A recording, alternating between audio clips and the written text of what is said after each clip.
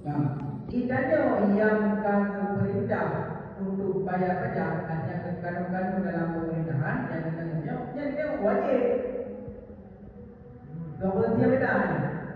Idanya rasa kau wajib gara-gara yang sebuah undang-undang biaya tahan kepada sultan.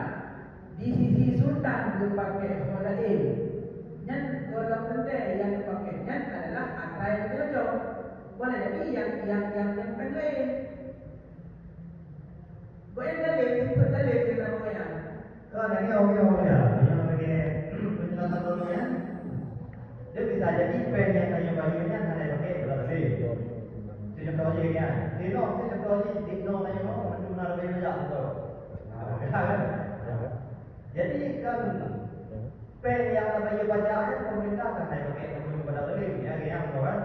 Jadi naik pakai kepada maulah umum, naik pakai kepada petani haji, ya kan. Berulang lagi.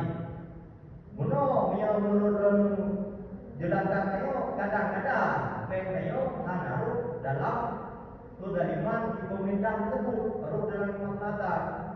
Ino yang dia kepada Allah, pemerintahnya kata bukti kepada beli. Jelas tu. Kalian menolak. Dari sini tu, dan sering menggunakan hasil pajak. Itu sering kan berarti semua yang kecok bagian yang kecok hukum dilakukannya. Ada yang sering. Yang nampak juga. Mana tadi kebanyakan, tapi nak sedikit hal yang memang tak kena boleh. Nah, jadi teman kan kalau benda. Ini dah apa pertanyaan? Yang dikenal tadi. Ya, dikenal tadi dalam definisi saya. Dikenal tadi lagi dalam definisi saya. Cuma definisi tidak amanah dan seterusnya. Kan banyak lagi ya, banyak lagi ya. Berarti kalau tadi pada pemerintahnya ada pemimpinnya hanya dengan pada keadilan timbul pertanyaan yang banyak lagi yang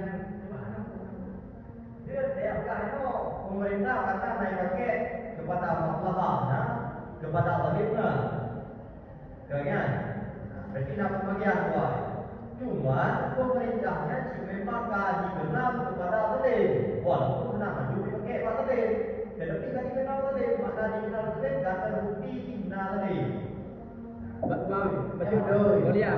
Mungkin kan pertanyaan daripada yang berdua ni bab ada yang kedua. Iwa bab kemaslahatannya berbicara kepada pemerintah yang tadi.